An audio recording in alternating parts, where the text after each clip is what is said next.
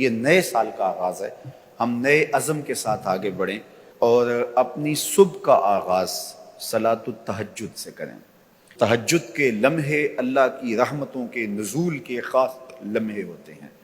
میرے بزرگ فرمایا کرتے تھے کہ باطن کی صحت کے لیے تہجد کی نماز بہت ضروری ہے اور جسم کی صحت کے لیے صبح کی سیر بڑی ضروری ہے۔ تو یہ دو چیزیں جو ہے وہ بہت ضروری ہے۔ تو بالخصوص یہ بچے جو ہیں، جب اس عمر میں یہ ان کی عادت پختہ ہو جائے گی تو یہ زندگی کی آخری سانس تک باقی رہے گی۔ میرے بزرگ فرمایا کرتے تھے کہ مجھے تہجد کا عادی میری ماں نے بنایا ہے۔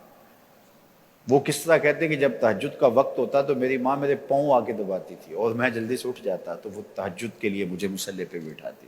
اس کے بعد نماز فجر ادا کیجئے اور سورۃ یاسین جو شخص اپنے دن کا آغاز سورہ یاسین سے کرتا ہے، سارا دن اس کی حفاظت ہوتی ہے، شیاطین سے، شریروں سے، شر سے، گناہوں سے اور بہت سارے معاملات سے اور نادیدہ حملوں سے، بہت کچھ چیزوں سے اللہ تعالیٰ اس کو محفوظ رکھتا ہے۔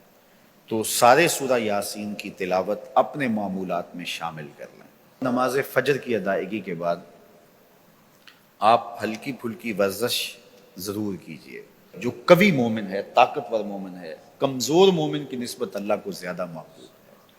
تو طاقتور مومن، قوی مومن، یہ مطلوب ہے شریعت کا اور یہ مقصود ہے شریعت کا۔ پھر سونے سے قبل سورۃ الملک ایک مرتبہ ضرور پڑھیے گا۔ جس طرح سورہ یاسین پڑھتے ہیں تو سارا دن آپ کی حفاظت رہتی ہے، اور سورہ ملک اگر پڑھتے ہیں تو ساری رات آپ کی حفاظت رہتی ہے۔ اور سورہ واقعہ ایک مرتبہ یہ زندگی میں معمول بنا لیں، کیونکہ ہمارے جو معاشی مسائل ہیں اس کا بہترین روحانی حل سورہ الواقعہ ہے۔ سورہ الواقعہ کی تلاوت کرنے والا کبھی بھی کنگال نہیں رہتا۔